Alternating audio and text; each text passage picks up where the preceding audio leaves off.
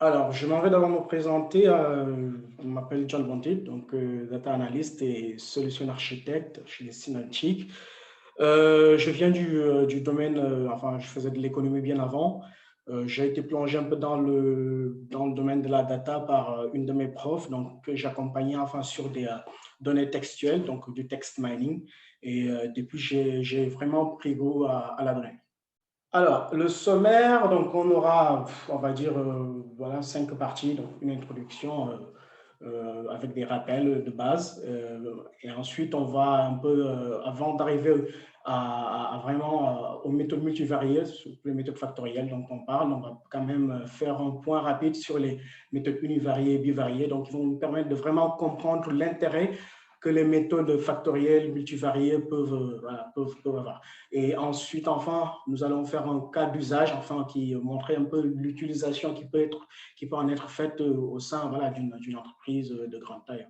En introduction, donc, nous allons rappeler, on va dire, les définitions de la distribution de la statistique, donc des méthodes factorielles. Alors, puisque je sais on peut avoir des profils différents, on va dire des débutants, on a des profils qui sont beaucoup plus experts, ou même des gens qui ne s'y connaissent pas. Je pense toujours que c'est une très bonne méthode de toujours vraiment revenir à la base des choses pour permettre à tout le monde de vraiment saisir enfin le contexte. Alors, une distribution, je pense que ça parle un peu à tout le monde. Donc, c'est une fonction donc, qui associe une fréquence d'apparition donc, à une classe de valeur. Donc, ça permet enfin de représenter de l'information. Alors, un petit exemple, donc là, on a une classe de valeur donc, qui associe une fréquence d'apparition. Donc, ce qu'on appelle la classe de valeur, c'est les nombres qu'on identifie. Et ces nombres, combien de fois ils apparaissent, voilà. Donc, en montrant notre schéma, donc on pourrait remplir enfin ces deux tables. Donc, on aurait un sur les tables, enfin sur les lignes en jaune et la fréquence d'apparition sur les lignes en bleu. Alors, c'est un exemple, hein, c'est un exemple de base. Hein, donc, on pourrait avoir plusieurs lignes, on pourrait avoir beaucoup plus de données que ça. Enfin, c'est la représentation, on va dire, basique hein, d'un jeu de données, hein, donc le type de données qu'on puisse avoir. Donc, notre jeu de données à la base, donc c'est une distribution. On y reviendra beaucoup plus précisément dans la suite. Alors, la statistique aussi, c'est bien de savoir, enfin, c'est quoi vraiment tout ce qu'on appelle statistique. C'est de la collecte de données, c'est du traitement, l'analyse, l'interprétation, la restitution, bien sûr, de manière euh, compréhensible. Donc, c'est une science avant tout, donc une méthode et un ensemble de techniques. Et c'est vraiment ça qui va nous intéresser pour montrer, enfin, comment on peut quitter de R et comment on peut utiliser R et tableau, enfin, pour pouvoir représenter ces ensembles de techniques. Donc, nous avons les statistiques, donc tous ceux qui ont fait, par exemple, ceux qui ont eu des parcours au stade, voilà, on sait que, bon, voilà, dans les stades, on a des jeux de données. Donc là, j'ai pris des exemples hein, très simples hein, où on a une classe 1, une classe 2, une classe 3, donc c'est des échantillons de données. Donc en stade, on me demande toujours de calculer enfin la moyenne. Donc AVG, on voit bien que pour chaque classe, on a 4 comme moyenne. Alors, aujourd'hui, on aura tendance, en bon statisticien, on aura tendance à dire que, bah, enfin, que les échantillons enfin, sont les mêmes, alors qu'on voit, enfin, à vue d'œil, on voit bien qu'enfin, dans la classe 1, on a des nombres différents, dans la classe 2, on n'a que du 4, dans la classe 3, on n'a que du 0 et un 16. Alors, qu'est-ce qui va nous permettre de pouvoir différencier? On a voilà, d'autres méthodes de dispersion, enfin, comme la variance, comme les écarts types, voir le min, voir le max, qui vont nous permettre d'identifier dans ces jeux de données, voilà, de pouvoir différencier et pouvoir ensuite éventuellement faire un nuage de points pour voilà, bien identifier le type de données qu'on a, le modèle et tout. Alors, il y a aujourd'hui quelque chose qui est très simple, c'est qu'on a ce qu'on appelle aujourd'hui la data vis, donc on le fait un peu avec les nuages de points, mais bon, on va dire ces méthodes de visualisation, enfin, par exemple, on voit bien que aujourd'hui, moi, si on me donne ce fichier statistique classe 1 et qu'on me donne la vise, enfin, je vois beaucoup plus facilement les choses. La classe 2, pareil, on voit bien que vraiment tous les éléments sont situés au même niveau. Au niveau de la classe 3, on voit à peu près la même information et on voit qu'il y a un élément atypique voilà, qu'on pourra supprimer pour mieux réévaluer notre jeu de données. Donc, aujourd'hui, ce qu'on peut se dire, c'est que bah, la data vis, c'est quelque chose qui est inné, quelque chose qui est très important. Donc aujourd'hui, donc, je vous donnerai Stat, DataVis, vous aurez forcément, je pense que la plupart choisiraient enfin le fait de pouvoir voir de manière visuelle en fait les données. Donc, ce qui nous ramène à l'intérêt des méthodes factorielles. Alors, les méthodes factorielles utilisent enfin à 70%, donc comme aujourd'hui, enfin, tout ce qu'on appelle DataVis, donc elles utilisent plus la vue que enfin tous les calculs qui vont derrière. Vous voyez bien, on a quand même 30% pour vérifier enfin tous les calculs, corrélations, tout ce qui va avec bon, en statistique, hein, mais on va dire que les méthodes factorielles sont un moyen qui vont nous permettre de voir visuellement des correspondances, de voir visuellement des oppositions, et c'est là où c'est vraiment quelque chose qui est très intéressant. Donc, c'est un mélange de stats, mathématiques d'ailleurs, et d'informatique qui permettent, avec juste les facultés de perception sur les graphiques, de voir pas mal d'informations.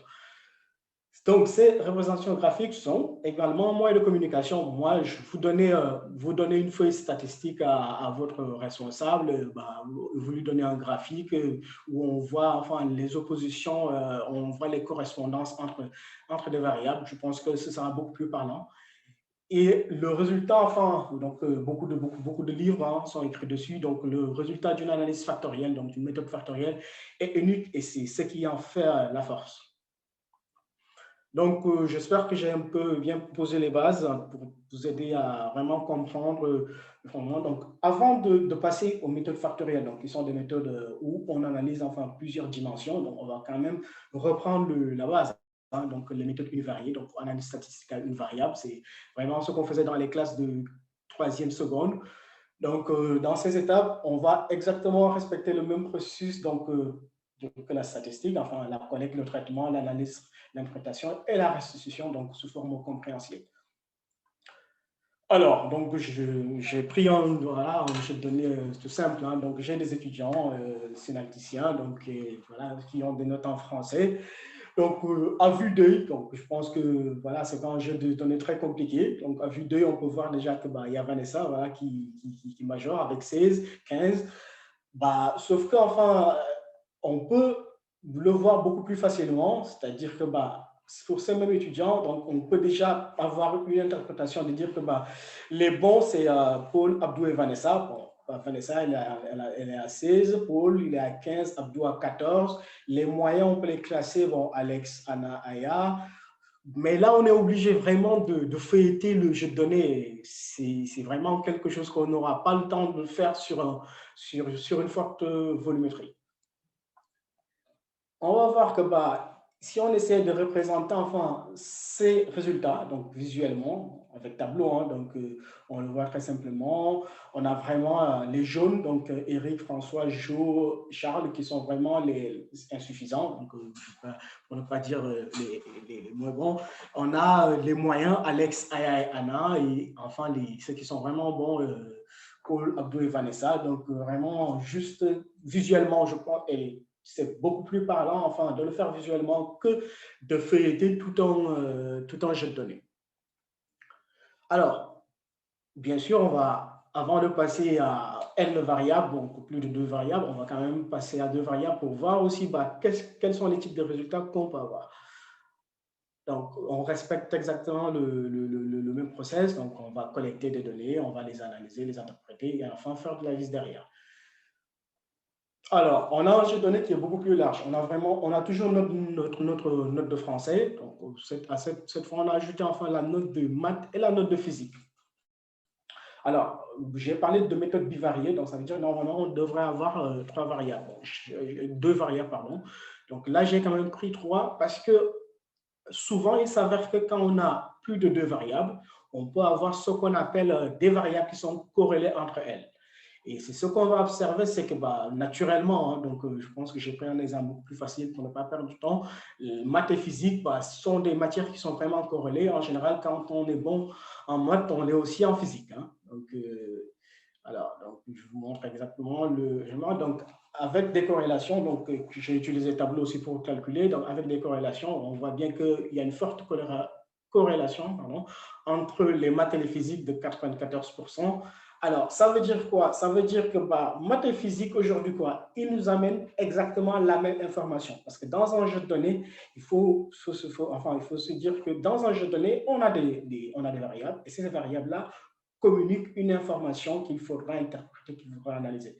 Donc, on voit bien aussi au niveau des corrélations, français maths, français physique, voilà, on est à 10 et 18%.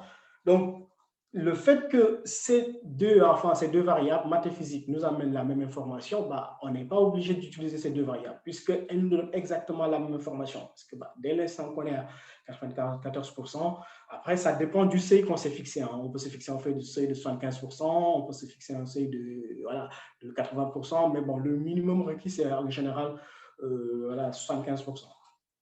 Et de la même manière, bah, on va voir en termes visuels, bah, qu'est-ce qu'on peut avoir. Donc, je parle du truc, du tableau de corrélation. Donc, on voit bien que pour maths et physique, enfin, avec le français à côté, bien sûr, donc on a toujours, voilà, Vanessa Abdou, bon, on ne voit pas le nom d'Abdou, mais c'est le deuxième en bas, qui vraiment sont toujours les bons.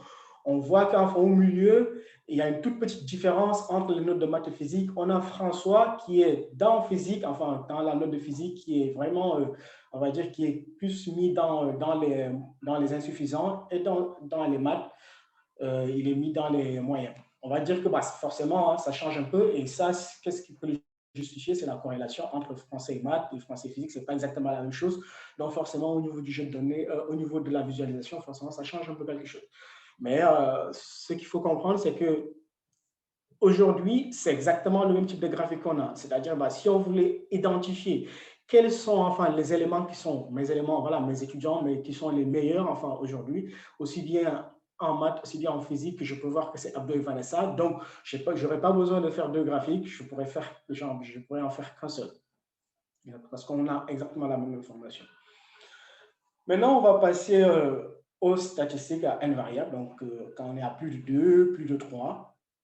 Donc, on va un peu voilà, montrer la problématique enfin, des statistiques à n variables. Hein. Donc, ensuite, on va voir les typologies de méthodes factorielles qui sont utilisées. Et ensuite, on va faire une démo pour montrer un peu comment on peut vraiment le faire avec Tableau et R. Donc, voilà, on pourrait le faire avec R, mais bon, aujourd'hui, Tableau nous permet aussi de faire ce genre d'études. Alors, on a, bon, je reprends exactement notre tableau, donc on a plus de 2 variables. Alors, je vous demande de choisir entre le tableau A et le tableau B, enfin, pour expliquer à votre responsable, à votre manager, enfin, que voilà, Vanessa et Abdou sont les meilleurs élèves, que tout, je suis sûr que voilà, vous allez, forcément, vous allez choisir le B. Hein, donc, s'il y en a qui choisissent le A, bon, ok, bonne chance. Donc, c'est une problématique, c'est que visuellement, on voit beaucoup plus facilement les choses que dans un jeu de données où il faudra faire toute une fouille. Et là, on a un jeu de données qui est à 13 lignes. Hein. Donc, je ne vous dis pas si on en avait 100, si on en avait 1000, si on en avait 10 000, si on en avait 100 000 et j'en passe. Donc, ça veut dire que bah, je pense que tout le monde a fait le bon choix. Yes. Ensuite, on a quoi? Quand il faut représenter visuellement, quand on est à 3 variables, déjà, voilà, on a ce type de nuage qui est pas très, qui n'a pas grand intérêt, enfin, on n'a pas grand intérêt à réaliser un nuage de cours en 3D. L'analyse et l'interprétation n'est pas du tout aisée. Bon, la diffusion et la restitution, bon, n'en parlons même pas. Je pense que bah, le manager, il va vous dire bah, qu'est-ce que je dois comprendre, quoi. Alors, qu'est-ce qu'on peut avoir à dire de la représentation lorsqu'on est à plus de 3? Là, on est qu'à 3 éléments. Si on passe à 4, 5, comment ça se passe? Alors, un autre exemple où vraiment là, on identifie un animal dans son environnement, c'est-à-dire donc environnement 4D, 5D, je ne sais pas, 20D si vous voulez, et le B où on voit l'animal en 2D. Alors, je pense qu'en A, aujourd'hui, d'autres vont me dire que c'est une chèvre, d'autres vont dire c'est un loup, d'autres vont me dire, voilà, c'est tout et n'importe quoi. Enfin, je pense que j'aurais posé la question, j'aurais plusieurs réponses. Alors que dans le B, on voit vraiment que c'est un dromadaire, donc c'est plus simple. Donc, ça veut dire quoi? Qu'en 2D, vraiment, en 3D déjà, très difficile d'identifier la nature de l'animal. Et en 2D, quand même, on voit bien visuellement, mentalement, on arrive à voir que c'est un dromadaire. Donc, je pense qu'on est tous d'accord donc sur yes. Alors, donc je pense que je vous ai convaincu sur le fait qu'enfin, les méthodes factorielles, voilà, quand on passe à plusieurs éléments, voilà, on peut les utiliser. Bon, alors, il y en a plusieurs, hein, donc bien sûr, ça dépend du type de données qu'on a. Quand on a des variables quantitatives, on peut utiliser ce qu'on appelle l'analyse en composantes principales. Quand on n'a que des variables qualitatives, bon, ça dépendra du nombre nombre de variables qu'on a. On peut faire enfin, en fonction du type de nombre de variables, bien sûr, soit l'analyse l'AFC, donc, ou bien l'ACM, donc l'analyse en composantes multiples. Et quand on a des variables mixtes, donc quantitatives et qualitatives, on a une analyse factorielle de données mixtes. Alors, dans notre exemple, on fera l'AFC, donc que j'ai trouvé voilà, beaucoup plus parlant dans ce type d'analyse. Alors, donc j'avais parlé tantôt enfin, du nombre de variables. Alors, ces 5 barres que vous voyez, c'est exactement le nombre de variables. Et je parlais tantôt d'une notion d'information. Alors, aujourd'hui, ces 5 variables, chacune des variables renvoie une information. On voit que la première variable nous renvoie 60% d'informations, la deuxième 26%, la troisième 9%, la quatrième 4,50% et la dernière 0,5% d'informations. Et comme je disais tantôt au début, on a toujours un seuil qu'on se fixe. Moi, par rapport à mon jeu de données, est-ce qu'un seuil de 75%, ça me permettrait de répondre à mes questions? Est-ce qu'un seuil de 80%, ça me permettrait de répondre à mes questions? Ça dépend vraiment de ce que vous voulez expliquer. Alors, ici, rien qu'avec les deux composantes principales, donc les deux axes, j'arrive à expliquer 86% de l'information, ce qui est excellent, on va le dire, parce que à partir de 75, on commence à être bon. Même il y en a des études où à partir de 60, d'ailleurs, on est bon. Donc, dans notre cas, donc, ce sera le cas qu'on va étudier. Nos deux variables, enfin nos deux composantes principales, nous donnent 86% de l'information. Ça veut dire qu'on n'est pas, c'est-à-dire que je ne veux pas dire qu'on voilà, n'a pas 100% de l'information, mais quand même, on arrive à atteindre 85% de l'information contenue dans les variables. Alors, donc là, on va passer à la démo. Donc, je vais montrer un peu voilà, comment on arrive à faire ce type d'analyse, donc en passant de R à tableau. Alors, notre jeu de données, bon, ok, là, il est tout petit, hein, bien sûr, mais ce jeu de données, quand même, c'est enfin, un questionnaire on va dire, environ plus de 2000 foyers, enfin, où on leur demande enfin, comment ils répartissent leur activité, voilà, les activités quotidiennes, les vaisselle, vacances, shopping, réparation, assurance. Donc, ils le font en alterné, ils le font ensemble, c'est la femme, il n'y a que la femme qui le fait, ou s'il n'y a que l'homme qui le fait. Donc, c'est exactement ce qu'on va essayer de montrer. Alors, on voit déjà que si on essaie de lire dans les lignes, on voit que bah, pour la troisième ligne, déjeuner, on voit qu'enfin, c'est la femme qui a le plus l'habitude de faire le déjeuner, 124. Bon, oui, donc là, on a peut-être une réponse. Au niveau de la ligne réparation, donc la quatrième ligne en partant du bas, on a 160. Donc, on voit que c'est l'homme qui a le plus l'habitude de faire les réparations. Alors, les vacances, deuxième ligne en partant du bas, on a 153 par rapport à 1, 0 et 6. On voit qu'enfin, ils ont plus l'habitude de faire les vacances ensemble. On peut le faire comme ça, mais s'il faut parcourir chaque ligne pour essayer de voir bah, qui fait quoi, c'est qui fait quoi et tout ça, donc je pense on va facilement se perdre, hein, surtout quand on a beaucoup plus d'observations que celle-là. Donc, je m'en vais donc vous montrer enfin comment, c'est-à-dire en partant de R, donc on peut, en utilisant un tableau, le faire. Donc là, je vous ouvre mon interface tableau. J'espère que vous arrivez tous à bien sûr. Donc, moi, je vais aller chercher mon jeu de données. Donc, j'ai mon dataset.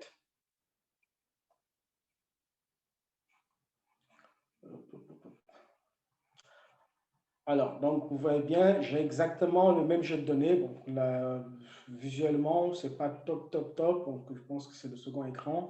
Bon, ce n'est pas top, top, top, mais bon, on va s'en sortir. Alors là, voilà, j'ai mon jeu de données. Alors, pour faire ce genre de manipulation, donc sur R, enfin, il y a pas mal de forums qui montrent comment on le fait, hein. Donc, moi, je vous montre comment on le fait. Donc, dans un premier temps, on va déjà modeler, remodeler enfin notre jeu de données, c'est-à-dire on va pivoter, donc, permuter notre jeu de données parce qu'on va voilà, nous, on a besoin de savoir quoi, quelles sont les observations. Donc, les observations, c'est, je vais changer de nom. Donc, en observation, on a notre tâche quotidienne. Observation, on est bon. En variable, donc on a est-ce qu'ils le font ensemble ou pas. On va y arriver.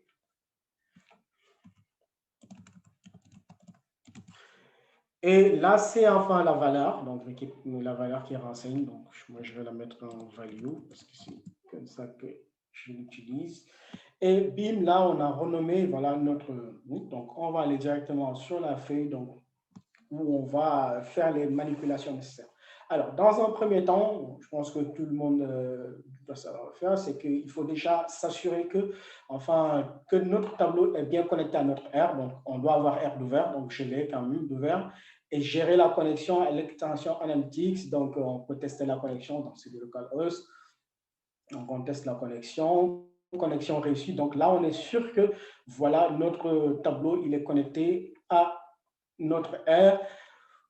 Aussi, pareil, donc on doit aussi lancer en fait ce qu'on appelle des packages. C'est-à-dire, bah, forcément, on est en train d'utiliser enfin des packages qui sont contenus dans R. Donc, on a un package pour pouvoir faire l'analyse multidimensionnelle. Donc, on a un package qu'on appelle Factorminer R. On a un package qui va nous permettre vraiment de réaliser l'analyse factorielle, donc on appelle Component Analysis. On a notre package qui nous permet de faire le remodelage des données. Donc, c'est un peu ce que j'ai fait dans le tableau, mais on va quand même le lancer. Et enfin, on a notre dernier package qui va nous permettre enfin d'activer la connexion entre R et notre tableau. Bon, c'est déjà fait, donc il suffit juste de le lancer. Hein, donc, rassurez-vous, c'est déjà fait. Donc, dans un second temps, maintenant, on va nous faire quoi? On va créer nos axes parce que le but, c'est de vraiment représenter dans un axe X et Y. Donc, dans une deuxième étape, donc, on va créer le champ calculé. On crée le champ calculé, donc, bim, créer un champ calculé. Alors, je vais le renommer axe X. Je vais vous le mettre, je pense que bon, ça va être un peu flou de l'autre côté. Voilà, ça va être un peu flou. Alors, désolé, c'est l'écran qui ne matche pas bien. Ça, je vais le fermer. Oups. Ah. Alors, il m'a fermé. Il m'a fermé le tableau. Alors, si je vais juste ouvrir une autre instance tableau, parce que il m'a viré celle que j'avais tout à l'heure. Alors, donc là, j'ai créé mes variables. Hein. Donc, je me suis reparti sur un autre où j'avais déjà créé les variables. Donc là, j'ai un axe X. Donc, je ne sais pas si je dois montrer, ça risque de bugger encore. Donc, je me suis créé mes axes X. Donc, je positionne mes axes. Donc, j'ai un axe X. Alors, quand on va commencer à faire le positionnement, bien sûr, il va nous sortir une erreur. Hein. C'est l'erreur, en général, donc si elle nous sort une erreur du genre, une erreur s'est produite lors de la communication, erreur insect p, ne vous inquiétez pas, c'est normal que ça le fasse. Donc, parce qu'on n'a pas fini de positionner tous les axes. Donc, je positionne mon axe Y également. Pareil, ça va nous sortir la même erreur. Alors, j'ai besoin de mes dimensions que j'ai calculées, que j'ai mis en place, donc observation et variable, donc on va tous rajouter là. Pareil, hein, ça nous sort exactement la même erreur. Donc, je préfère mettre variable et observation en bas.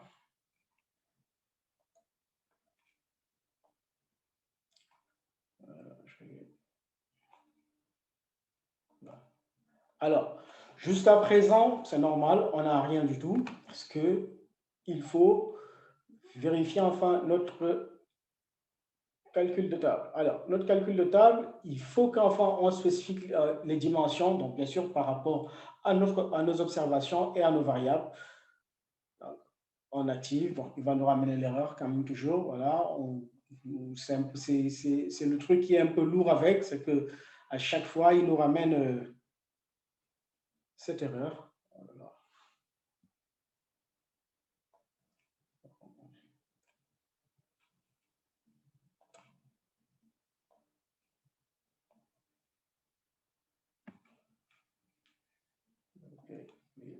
Et aussi, on va cocher la variable. Et c'est exactement le même processus. Donc, ce qu'on fait ici, c'est quoi? C'est que pour notre axe X, on va lui dire, bah, prends-nous en compte nos deux, on va dire nos deux dimensions, donc ce qu'on appelle nos observations, donc qui sont nos lignes, et nos variables qui sont nos colonnes. Et on va faire exactement la même chose avec l'axe Y. C'est normal, hein? Donc il nous sort toujours ce même type d'erreur, donc qui n'a pas encore fini d'implémenter le tout. C'est un peu la petite lourdeur qu'il y a. Donc, dimension spécifique, il va nous sortir l'erreur. Donc, à chaque fois, c'est un peu la... Donc, observation, on aura toujours l'erreur et on sait que oui, observation. Voilà, et on va attendre.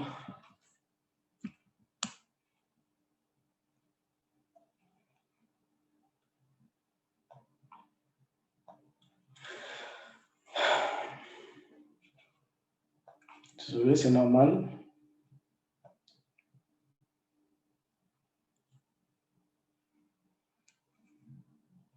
Donc, il nous a coché notre variable. Et là, on est bon sur les axes.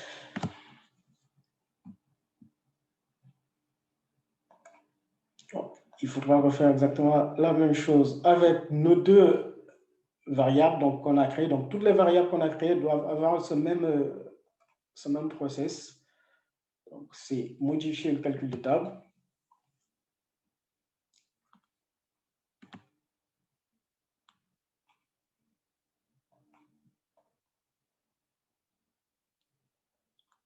Attendre qu'il nous réponde. Allez, bim. On va attendre la réponse.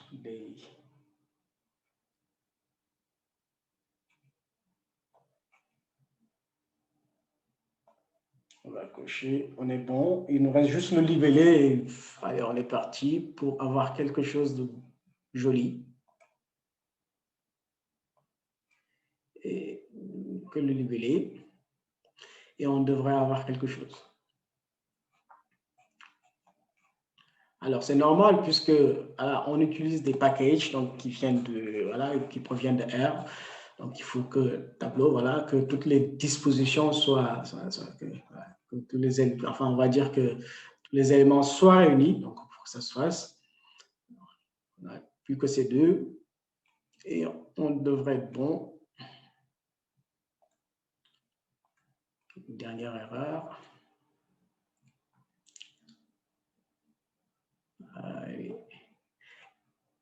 Et la dernière.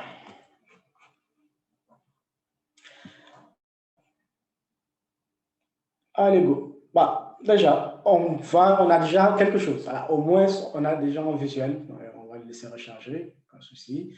On a déjà un visuel. Alors, le visuel n'est pas complet parce que là, on n'arrive pas à identifier, on n'arrive pas à identifier c'est quoi les observations, c'est quoi les variables, bien sûr. Donc, dans notre donc, on va prendre distinction, donc il y a un champ calculé qui permet de faire la distinction, qu'on va le mettre en couleur, bien sûr. On va attendre aussi que ça charge. Et bim, là, on voit bien que voilà, on retrouve nos 4 variables qui sont en orange et toutes nos observations, enfin, qui sont en bleu. Alors, on peut aller plus loin, on peut mettre distinction dans forme. Donc, là, c'est des manips typiques tableau, où on le met dans forme, où on va choisir des formes beaucoup plus adéquates, beaucoup plus... donc, on va se dire, OK, modifier les formes. Alors, pour la variable, bon, je peux dire que je vais prendre ça, appliquer l'observation. Bon, je vais prendre des duplins. Allez, et là. Et enfin, bon, on va dire le libellé, hein, il faut voir aussi comment ça s'appelle et tout. Donc, on va le mettre dans étiquette.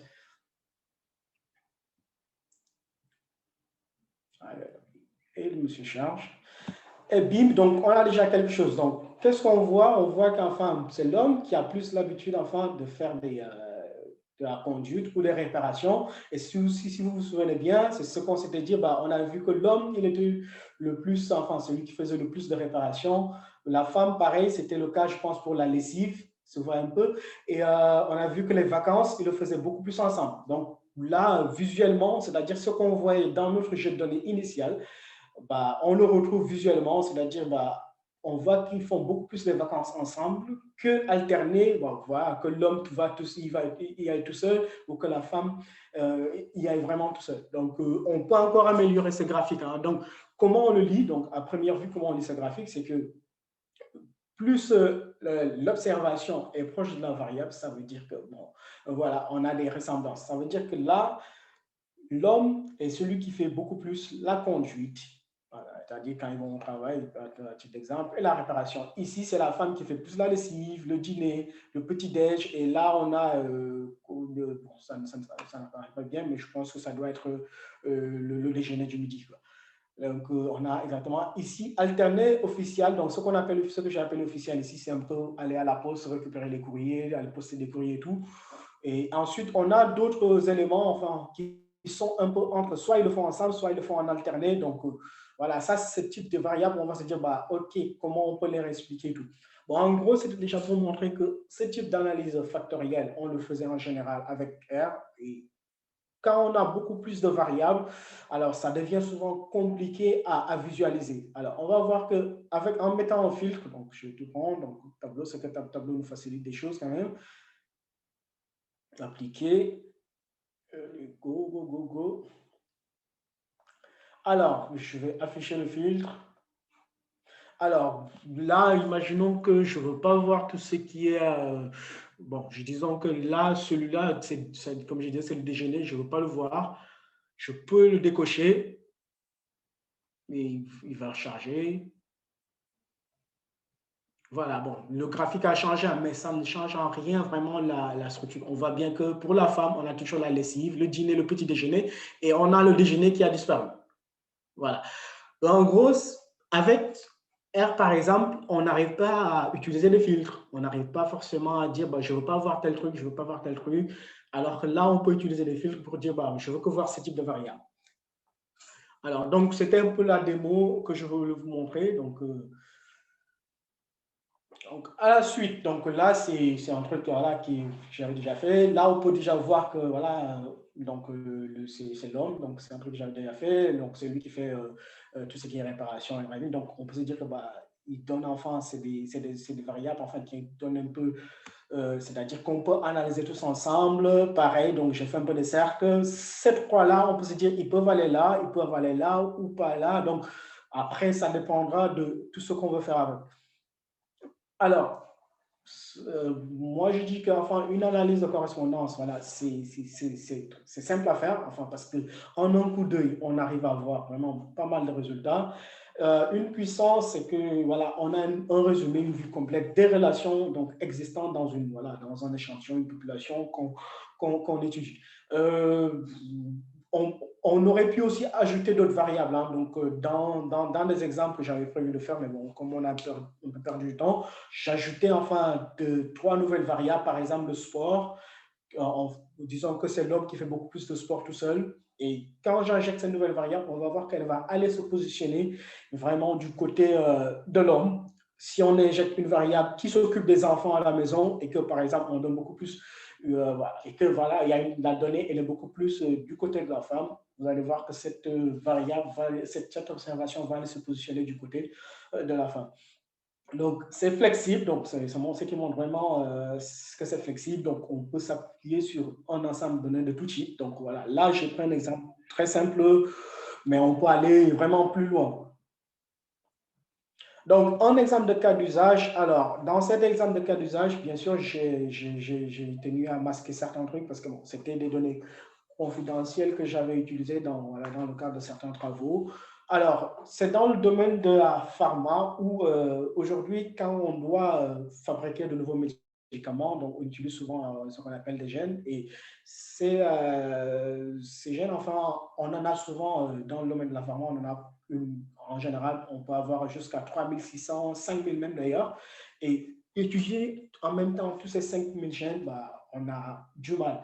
Donc, on peut faire ce type d'analyse, analyse factorielle qu'on vient de faire pour identifier, enfin, quels sont, par exemple, sur 5000 gènes, peut-être qu'il y en a 500 qui se ressemblent et prendre ces 500 et aller plus loin. Alors, ça a été le cas où on a, voilà, donc comme je disais, j'ai marqué ces cibles, donc c'est des cibles thérapeutiques, on appelle gènes aussi dans le domaine. Donc, on a 1, 2, 3, 4, 5, 6, 7 et 8 cibles thérapeutiques, enfin, quand on a fait l'analyse factorielle, elles étaient du même côté. Donc, on prenait ces sites thérapeutiques et en fonction des divers mots, on va voir que ces divers mots, c'est cancer, voilà. Donc, vous voyez bien que c'est des données hypersensibles, donc ça parle enfin de l'étude du cancer. On peut voir enfin le nombre de la corrélation. Donc là, on peut aller plus loin. On peut voir la corrélation qu'il y a entre ce cancer, par exemple, et voilà, par exemple, le premier gène. On peut voir entre immunohistochimie, voilà, avec le second, et ainsi de suite.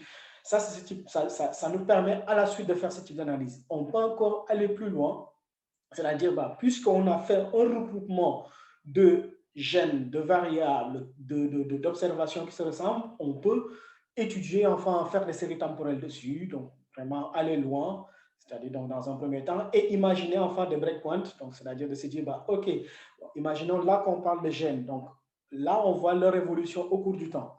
Alors, à quel moment, on va dire, dans le domaine de la pharma, on se pose la question, à quel moment ce gène il a été d'intérêt? C'est-à-dire, à quel moment beaucoup de gens ont commencé à écrire dessus, beaucoup de chercheurs ont commencé à faire des... Voilà, c'est-à-dire, il y a eu il y a une bibliométrie dessus, et ainsi de suite. Et ce qui nous permet enfin d'identifier aussi ce qu'on appelle des breakpoints, de se dire, bah, ce gène-là, à ce moment donné, il a commencé à être d'intérêt. Est-ce que maintenant, si j'injecte, enfin, par exemple, un nouveau gène que je suis en train d'étudier, si je l'injecte dans mon analyse factorielle et qu'il se rapproche de ces mêmes gènes, on va dire ce qu'on a graphiquement, ça veut dire qu'ils ont les mêmes correspondances, ça veut dire qu'ils ont les mêmes explications. Donc, on peut se dire que bah, un gène qui va me permettre de fabriquer un médicament qui va permettre de guérir un maux de tête, si j'injecte un nouveau gène et qu'il a une correspondance, ça veut dire qu'il est similairement parlant. Donc, voilà, on peut se poser des questions, on peut faire vraiment pas mal de choses. Voilà, c'est ce que je tenais à vous montrer. C'est un autre exemple, hein. Là, un autre où ce gène-là, il est d'intérêt à partir de cette année. Bon, c'est des années, hein, c'est une série temporelle. Et on voit qu'à partir de ce moment, il grimpe encore plus. On a une chute, enfin, dans une période de 5 ans. Et là, il devient encore beaucoup plus d'intérêt. Donc, avoir une même correspondance avec ce type de gènes, c'est-à-dire moi, quand j'injecte de nouveaux gènes que je suis en train de visualiser, d'apprendre, d'essayer de savoir est-ce qu'ils peuvent être à la source de création de médicaments. Donc là, je peux dire que bah, il ressemble à celui-là, donc il est d'intérêt, je peux l'étudier et peut-être qu'il pourra résoudre enfin un problème similaire. Voilà, merci à tous. C'était un peu long, bon, j'espère que ça vous a plu. Donc, je suis preneur des questions que vous pouvez avoir. Merci à tout le monde. Merci, John. Alors, tu as une petite question. Alors, c'est quelqu'un qui dit que j'ai déjà eu à manipuler des données, mais la plupart du temps, il est rare d'avoir une représentativité avec seulement 2 axes, comme 86% dans l'exemple de John. Oui. Selon votre expérience, avez-vous toujours une significativité avec 2 axes? Alors, on peut avoir une significativité, c'est-à-dire, dans un cas, on peut avoir une significativité avec 3 axes. Si, par exemple, on a une significativité avec 5 axes, ça veut dire qu'on doit peut-être revoir notre jeu de données, notre modèle. Parce qu'enfin, c'est souvent ça, c'est que quand on a plusieurs axes qui sont significatifs, il faut revoir le jeu de données. Peut-être qu'il y a des variables, c'est là où il faut étudier les corrélations, c'est-à-dire essayer de voir est-ce que parmi enfin, ces 5 variables qui sont significatives, est-ce qu'il n'y en a pas 2 qui renvoient la même information? Donc, c'est là où ce qu'on a fait avec les méthodes bivariées, c'est intéressant aussi, c'est qu'on peut voir les corrélations et essayer de voir des rapprochements. Donc, si on a une corrélation, par exemple, de 75%, comme je dis, ça dépend du seuil qu'on s'est pris. Alors, par exemple, à 3, on peut, c'est-à-dire, on n'est pas obligé de faire qu'une seule visualisation, hein, c'est-à-dire, quand on a 3 variables significatives, on peut se décider de faire une visualisation avec la première composante et la deuxième composante, une visualisation avec la première composante et la troisième composante, et une troisième visualisation avec la deuxième composante et la troisième composante. Donc, on peut avoir 3 visualisations et essayer de faire un comparatif. C'est-à-dire, ça ne permet pas de répondre de coûte que coûte à la question, mais ça permet déjà de se poser des questions. Où est-ce que je peux aller? Quel seuil je peux définir? Ou bien, en fonction du seuil que je me suis mis, est-ce que ça répond à mon besoin? Il y a une autre question. Quelle est la plus-value d'utiliser Tableau ici? Alors, la plus-value d'utiliser Tableau, c'est qu'aujourd'hui, je ne sais pas, vous avez déjà eu à voir des analyses factorielles sur R, sur Python. Alors, si on passe, comme je dis, j'ai tantôt pris un exemple où on voit, voilà, c'est 13 lignes. Hein. Mais si on passe à 3000 lignes, moi je vous dis sur R, les observations sont entassées les unes sur les autres. Je pense que ceux qui ont déjà vu ce type d'analyse vont voir que les observations sont entassées les unes sur les autres. Aujourd'hui, R est un logiciel qui nous permet, voilà, c'est-à-dire en termes de vis, je pense que c'est, on va dire, c'est le meilleur aujourd'hui. Et c'est-à-dire, on voit beaucoup plus facilement les choses. Et deuxièmement, ce qui est plus important, c'est qu'il y a la notion de filtre qu'on ne peut pas avoir avec R aujourd'hui, qu'on peut avoir. C'est-à-dire, au niveau du truc, on peut filtrer, on peut se dire, bah, moi, je ne veux pas voir ça parce que dans une zone où on a tout qui est entassé, on peut se dire, bah, je vais enlever ça, je vais enlever ça, je vais enlever ça. Ça ne changera rien à notre graphique, mais là, on va mieux voir enfin tous les éléments. Je pense que c'est une plus-value enfin qu'il ne faut pas laisser en compte. Y a-t-il la même plus-value sur Power BI?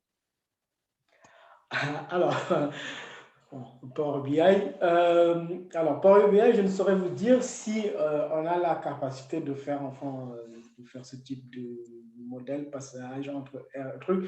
Oui, mais je ne suis pas un expert de Power BI, donc vous dire que oui, ce serait voilà, me mettre une balle au pied. Vous dire que non, aussi pareil, ce serait une balle au pied. Mais bon, ça, je pense que c'est une très bonne question bon, qui me permettra, enfin, j'aime bien des défis et essayer de chercher dessus. Bah, voilà, je vais approfondir le sujet. Je n'ai jamais fait l'analyse. Merci, John. En gros, ce qu'il faut retenir, hein, donc je reviens rapidement, ce qu'il faut retenir, c'est que sur R, tout ce qu'il y a à faire sur R, c'est de lancer nos packages, de maintenir notre connexion entre R et Tableau, mais tout le travail donc, se fait sur Tableau, c'est-à-dire notre pivot de jeu de données.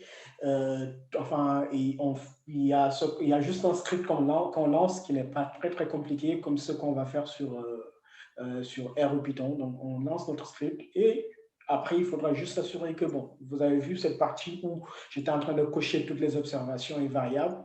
Il faut juste s'assurer de ça. Et dès l'instant que tout est bon, bah, on a un schéma qui est visible. Et derrière, on peut utiliser maintenant la puissance de Tableau pour améliorer, mettre des couleurs, enfin, que ce soit beaucoup plus interactif et mettre des filtres et tout ce qui va avec. Alors, il y a une autre question, John. C'est uniquement des données structurées qui sont utilisées sur Tableau? Des données structurées. Non. Tableau peut charger de données structurées, non structurées, semi-structurées, on va dire. Aujourd'hui, Tableau prend en compte enfin, du texte, hein, comme des formats qui viennent de Acrobat. Voilà. Tableau peut charger ça. C'est-à-dire, cette analyse qu'on a fait avec des chiffres, enfin, on va dire des chiffres, comme je dis, on peut le faire aussi avec du texte. Hein. Ça peut être du text mining. Enfin, c'est un peu, je ne voulais pas trop aborder dans le sens, on peut faire du text mining aussi avec Tableau. Hein. Bon, eh bien, je vais vous proposer de clôturer le webinaire. Voilà, en tout cas, on tient réellement à vous remercier de votre participation et on vous dit à très bientôt. Merci, bonne Merci. journée.